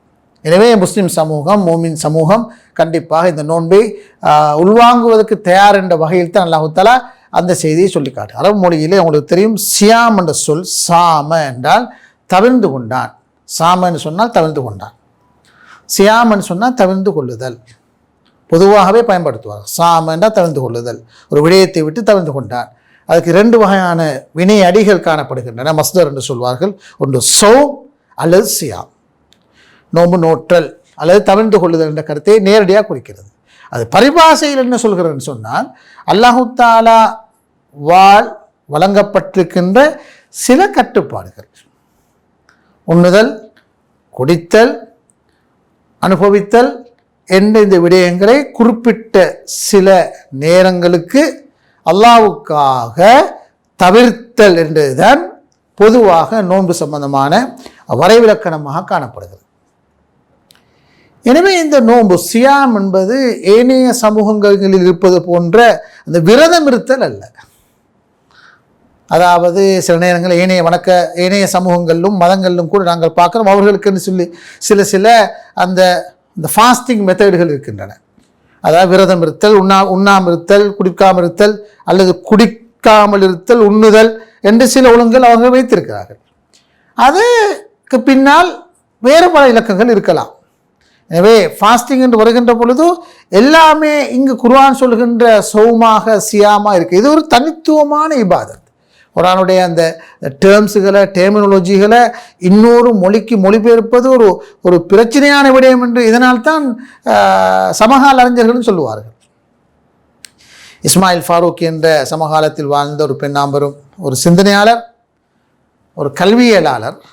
அவர் ஒரு தனியான புத்தகமே இருக்கிறது, இஸ்லாத்துடைய குர்ஆன் பயன்படுத்திக்கிற டெர்மினாலஜிஸ் அல்ல ரசூலுல்லாஹி ஸல்லல்லாஹு அலைஹி வஸல்லம் பயன்படுத்தியிருக்கிற இந்த டெர்மினாலஜிஸ்ன்னு சொல்கிறோமே, அந்த டேர்ம்ஸ், உதாரணமாக சியாம், அது மாதிரி சொலா, ஜக்கா, அல் ஹஜ் என்று குர்ஆனிலே வந்திருக்கிற இந்த டேர்ம்ஸ், இதை இன்னொரு மொழிக்கு, அது ஆங்கிலமாக இருக்கலாம், தமிழாக இருக்கலாம், சிங்களமாக இருக்கலாம், உலகத்துக்கு எந்த மொழிக்கு நாங்கள் டிரான்ஸ்லேட் பண்ணினாலும் அந்த சரியான மீனிங்கை அந்த குறிப்பிட்ட அந்த டிரான்ஸ்லேட் பண்ணப்படுகின்ற மொழியில் கொடுக்குறது கஷ்டமாக இருக்கும். அந்த சரியான மீனிங் வராது. ஏனென்றால் ஆல்ரெடி அந்த மாதிரியான செயற்பாடுகள் ஏனைய மதங்களிலும் ஏனைய கலாச்சாரங்களும் காணப்படும். சில ஒப்பிட்டு பார்த்து விடுவார்கள். அதுதான் இது என்று சொல்லக்கூடிய வாய்ப்பும் இருக்கிறது. என்றாலும் ஒரு கிட்டிய மொழியிலே நாங்கள் சொல்ல வேண்டும் என்பதற்காக இலகுவாக நோன்பு என்று தொழுகை என்று நாங்கள் சொல்லுவோம், அது பிரச்சனையாக இருக்க மாட்டா. என்றாலும் அந்த அரபு மொழியிலே குர்ஆன் பயன்படுத்துகின்ற பிரயோகத்துக்கான மிக சரியான டிரான்ஸ்லேஷனா என்பது ஒரு கேள்விக்குறியாகத்தான் இருக்கிறது. அந்த வகையில் தான் நாங்கள் சொல்வோம், இதை ஒரு விரதமாக நாங்கள் சியாமை சொல்வது, ஒரு ஃபெடப்பால் விரக்தியாசை உண்ணாவிரதம் என்று சொல்வார்கள். அதாவது ஒரு போராட்டத்தை முன்னெடுப்பதற்காக சாப்பிடாமல் இருத்தல், குடிக்காமல் இருத்தல், தூங்காமல் இருத்தல் என்ற ஒரு பெரிய ஒரு போராட்டத்துக்கு, அது ஒரு விரக்தியின் விளைவாக, ஒரு எதிர்பிரச்சாரத்தின் விளைவாக அதனை காட்டுவோம். அதனைக்கும் விரதம் என்று சொல்வார்கள். அதுவும் இல்லாமல் வேறு வகையான விரதங்களும் இருக்கின்றன. அது எல்லாவற்றிலும் வித்தியாசம். சியாம் என்று சொல்கின்ற பொழுது முழுக்க தெய்வீக கட்டளை. அது அது ஒரு தெய்வீக கட்டளை. அது அல்லாஹ்வுக்காக என்ற ஒரு நீயத்திற்கும் அதுக்கு பின்னால் முழுக்க முழுக்க அந்த மோட்டிவேஷன் ஆகிருக்கும். அல்லாஹ் அந்த மோட்டிவேஷனை தருகிறார். அல்லாஹ்வின் புறத்தால் வந்தது தான் இங்கே இருக்கிற ஆக முக்கியமான பாயிண்ட். அல்லாஹ்வால் தரப்பட்டது. ஹிஜ்ரி 2ஆம் ஆண்டிலே சூரா பக்கராவிலே 183வது ஆயத்துக்கூடாக அல்லாஹ்வால் தரப்பட்டது தானே. அப்போ அல்லாஹ்வின் புறத்திலிருந்து வந்து அது கொஞ்சம் தரத்தில் பல மடங்கு கூட.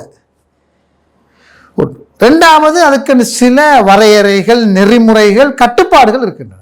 எத்தனை மணிக்கு ஆரம்பிக்கிறது, எத்தனை மணிக்கு முடிகிறது, அந்த சந்தர்ப்பத்தில் எது செய்யக்கூடாது என்று ஒரு பகுதி இருக்கிறது.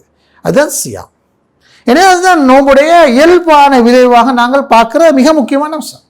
எனவே இது ஒரு ஏனைய மதங்கள் கலாச்சாரங்களில் காணப்படுகின்ற இந்த விரதம் இருத்தல் என்ற சடங்குகளோடு சம்பிரதாயங்களோடு சம்பந்தப்பட்டது இது தனியான யூனிக்கான பகுதியாக நாங்கள் இந்த மார்க்கத்திலே பார்க்கிறோம்.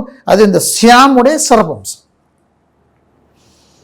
அந்த ரசூலுல்லாஹி ஸல்லல்லாஹு அலைஹி வஸல்லம் அவர்கள் கூட அல்லாஹு தாலா சொன்னதாக சியாமு லீ வ அன அஜ்ஸி பிஹி, நோன்பு என்னுடையது, நோன்பு என்னுடையது, எனவே தனியானது, அது இன்னொருவரால் விதியாக்கப்பட்டது அல்ல. ரசூலுல்லாஹி ஸல்லல்லாஹு அலைஹி வஸல்லம் கூட அது விதியாக்கப்பட்டது அல்ல. அது அல்லாஹ்வின் புறத்திலிருந்து வந்தது. அஸ்ஸியாமு லீ என்னுடையது, எனவே அன அஜ்ஸி பிஹி, நான் தான் அதற்கு கூலி கொடுப்பேன் என்று சொன்னதும் அது ஒரு பெரிய மோட்டிவேஷன். எனவே நாங்கள் நோன்பு நோக்கிறோம் என்றால் அல்லாஹு தாலாவால் தன் மீது தரப்பட்டிருக்கின்ற ஒரு மிக முக்கியமான கடமை, மறுபக்கம் எங்களுக்கு தரப்பட்டிருக்கிற மிக பெரும் அருள். அதனால் நாங்கள் அதிகமாக நன்மைகளை பெறுகிறோம். யாரிடம் என்றால் படைத்த ரப்புல் ஆலமீனிடமிருந்து அதனை பெறுகிறோம். அதனால் தான் நாங்கள் மோட்டிவேட் ஆகிறோம். அதற்காகத்தான் அவ்வளவு தியாகத்தையும் செய்கிறோம்.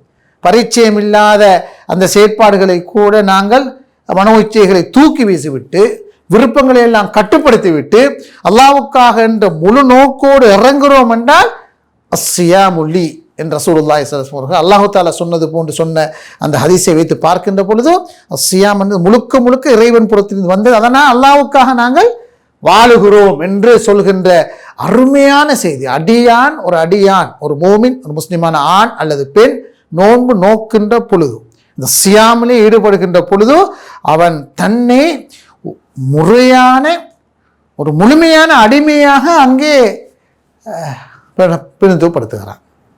அல்லாஹ்வுக்கு முழுக்க கட்டுப்பட்டவன் நான் என்று சொல்லுதான் நோன்பு. முழுக்க முழுக்க முழுக்க நான் கட்டுப்படுகிறேன் என்று அழகான இபாதா. அதை விட அழகான இபாதத்து இருக்க முடியாது. அவ்வளவு விசேஷமான இபாதத். அல்லாஹ்வுக்காக ஒரு தியாகத்தை செய்கிறான், அர்ப்பணத்தை செய்கிறான். அது ஒரு பெரிய வணக்க வழிபாடாக பார்க்கப்படுகிறது. மன்சாம ரமதான ஈமானன் வஹ்திஸாபன் குஃபிர லஹு மா தகத்தம் மின் ஸம்பி என்று இன்னொரு ஹதீஸும் இருக்கிறது. யார் இந்த ரமதான் மாதத்திலே அல்லாஹ்விடத்திலே நன்மையை எதிர்பார்த்து நோன்பு நோக்கிறாரோ அவரது முன்பாவங்கள் அனைத்தும் கண்டிப்பாக மன்னிக்கப்படும் என்ற ரசூலுல்லாஹி ஸல்லல்லாஹு அலைஹி வஸல்லம் சொன்ன ஹதீஸ்கள் எல்லாம் வைத்து பார்க்கின்ற பொழுது அஸ்ஸியாம் என்பது ஒரு கடமை என்றதுக்கு அப்பால், இந்த குத்திபா அலைக்கும் என்று கடமை என்று சொன்னாலும் கூட இந்த ஹதீஸையும் குர்ஆனுடைய ஏனைய வசனங்களை வைத்து பார்க்கின்ற பொழுது அல்லாஹ் தஆலா ஒரு அடியானின் மீது கொண்ட அருளின் காரணமாக தந்தொரு பரிசு என்று சொல்லலாம். பாவங்கள் எல்லாம் சுட்டரிக்கப்பட்டு நன்மைகள் எல்லாம் பல மடங்காக்கப்பட்டு சுவர்க்கத்துக்கு போறதுக்கு ஒரு பாபாக, வாயிலாக, வசீலாவாக மாறி இருக்கிறது நோன்பு. இதான் நோன்பு. எனவே இது ஒரு நாளும் விரதம் இருத்தல் என்ற ஒரு சாமானிய செயற்பாடாக இருக்க முடியாது.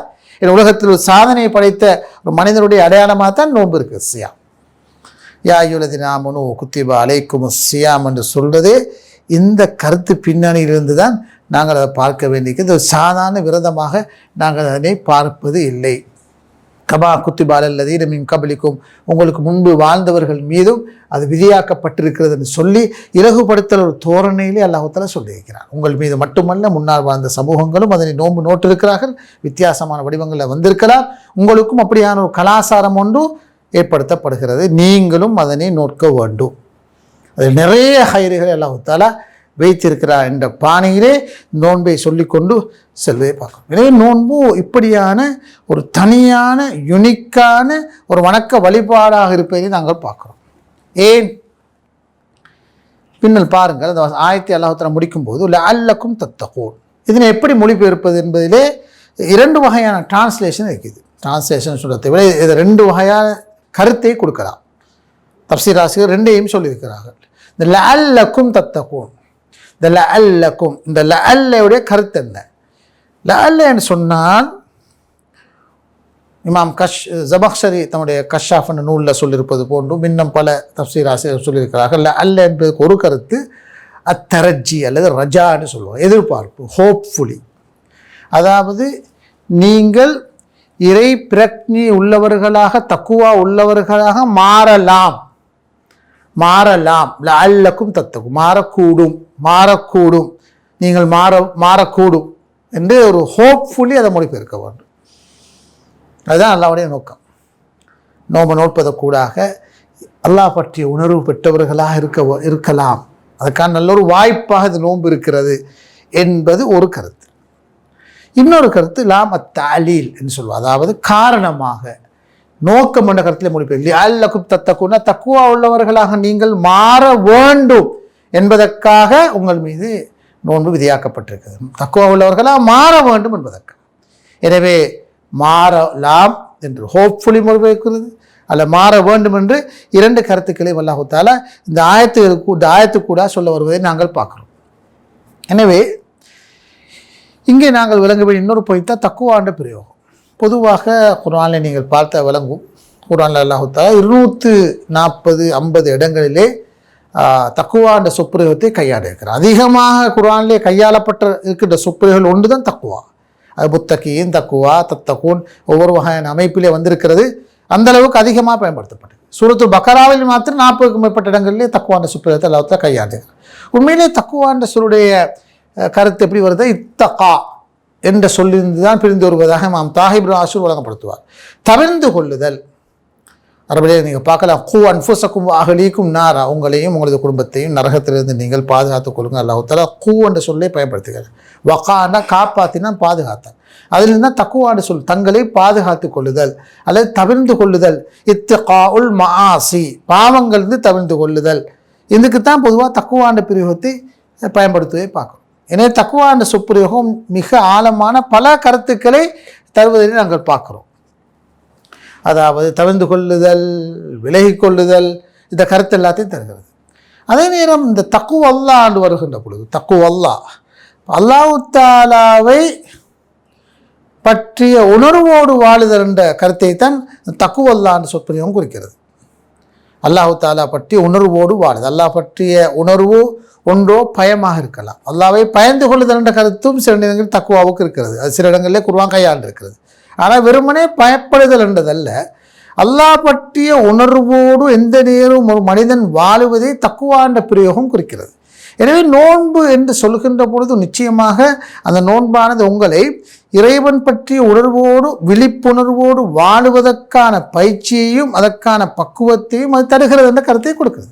நோன்பு அந்த தூரம் லஅல்லக்கும் தத்தகூன, நீங்கள் இறை பிரக்ஞையோடு இறைவன் பற்றிய உணர்வுகளோடு வாழுவதற்கான நல்லொரு சந்தர்ப்பமாக இந்த நோன்பு மாறுகிறது.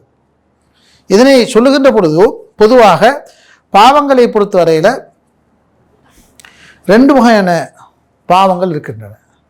ஒன்று இருக்குது பாவச் செயற்பாடுகள், நாங்கள் பாவங்கள் செய்கிற செயற்பாடுகள், அதனை கட்டுப்படுத்த வேண்டும் என்றால் அதுக்கு தண்டனைகள் இஸ்லாம் வழிவகுத்து இருக்கிறது. அந்த தண்டனைகளுக்கூடாக தண்டனைகள் இருப்பதாக சொல்லி ஆக்களை பயமுறுத்தி அந்த விஷயங்களிலிருந்து பாவங்களிலிருந்து தவிர்த்து கொள்ள முடியும் உண்டு.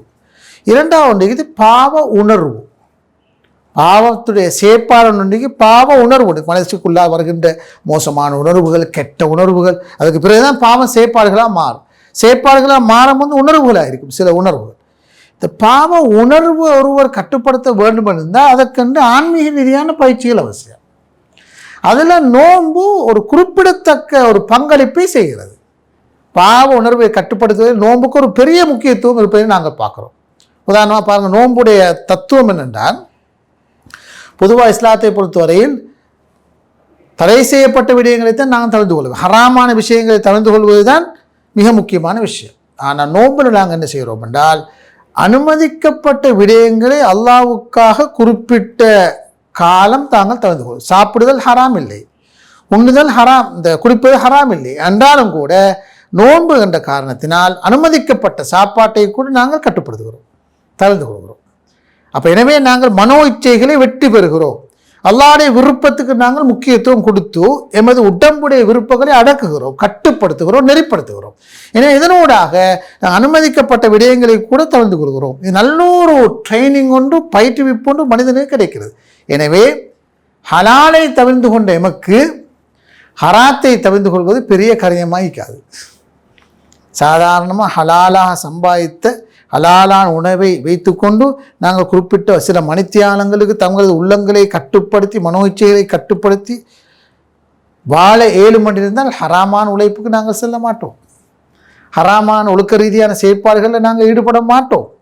பார்வைகளை தாழ்த்துகிறோம், உள்ளங்களை பாதுகாத்துக் கொள்கிறோம், எண்ணங்களை நெறிப்படுத்திக் கொள்கிறோம் என்றால் ஹலாலுக்கு நாங்கள் பயிற்றுவிட்டு இருந்தால் ஹராத்தை நோக்கி நாங்கள் செல்வதற்கு வாய்ப்பில்லை. எனவே நோன்பு தக்குவாவை இப்படித்தான் வெளிப்படுத்துகிறது. நோன்பு கூட என்ன நடக்கும் என்று சொன்னால் அது ஒரு பெரிய ஒரு பயிற்றுவிப்பு எங்களுக்குள்ளால் தரும். அனுமதிக்கப்பட்ட விடயங்களை கூட அல்லாஹ்வுக்காக விட்டு விடுகிற அந்த பயிற்றுவிப்பு வந்ததன் பிறகு இலகுவாக ஹராத்தை நாங்கள் தவிர்த்து கொள்வது பெரிய விடயமாக இருக்க மாட்டோம். அதுதான் கோட் கான்ஷியஸ்னஸ், இறைவன் பற்றி அந்த உணர்வு. இந்த நேரம் அல்லாஹ் தன்னை பார்த்து கொண்டே இருக்கிறான். எனவே நாங்கள் அனுமதிக்கப்பட்ட விடயங்களை கட்டுப்படுத்துகிறோம், எல்லா விடயங்களிலும் நாங்கள் பாதுகாப்பு பெற்று லஅல்லக்கும் தத்தகூன, நிச்சயமாக அது கடைசியாக சுவர்க்கத்துக்கு போவதற்கே காரணமாக அமையும். இன்னலில் முத்தகீன மஃபாஸா, நிச்சயமாக தக்குவா உள்ள மனிதர்களுக்கு நிச்சயமாக வெற்றி, ஈடேற்றம், சுவர்க்கம் இருப்பதாக குர்ஆனிலே பல இடங்களிலே சொல்லியிருக்கிறது. எனவே இந்த நோன்பு இப்படியெல்லாம் வைத்து பார்க்கின்ற பொழுது இவ்வளவு ஆழமான பல விடயங்கள் அல்லாஹு தஆலா இந்த ஆயாத்து சியாம் என்று சொல்கின்ற நோன்புடைய வசனங்களிலே சொல்லியிருப்பதனை விளங்குபடுத்தியிருப்பதை நாங்கள் பார்க்கிறோம். இன்று நாங்கள் அந்த ஆயத்திறங்கின பின்னணி, முன்னால் இருக்கின்ற ஆயத்துக்கான தொடர்புகள், பிறகு அந்த ஆயத்து சியாமுடைய 183 வசனத்திலே வந்திருக்கின்ற அந்த ஆயத்துடைய கருத்து, அதுக்கான விளக்கங்கள், இந்த பின்னணி பார்க்கின்ற பொழுது பார்த்தோம். எல்லாவற்றையும் பார்க்கின்ற பொழுது நோன்பு ஒரு பக்கத்தில் கடமையாக இருக்கிறது, மறுபக்கத்தில் அல்லாஹ்வுடைய மீது இருக்கின்ற செஞ்சிருக்கிற மிகப்பெரும் அருளாக இருக்கிறது. அது சரியாக நாங்கள் முறையாக விளங்கி ஒரு நோக்கின்ற பொழுது நிச்சயமாக அது இந்த குர்ஆனை சொல்வது போன்று ஒரு உன்னத மனிதர்களாக மாறுவதற்கும் இப்பொழுதும் அல்லாஹ் பற்றி உணர்வோடு வாழ்வதற்கும் அது எனக்கு உதவி செய்கிறது. தொடர்ந்து இன்ஷா அல்லாஹ் அடுத்த பகுதிகளை பார்க்கலாம். ஜஸாக்குமுல்லாஹ் ஹைர் வ ஆஹிர் தஅவானா அல்ஹம்துலில்லாஹி ரப்பில் ஆலமீன். வஸ்ஸலாமு அலைக்கும் வரஹ்மத்துல்லாஹி வபரகாத்துஹு.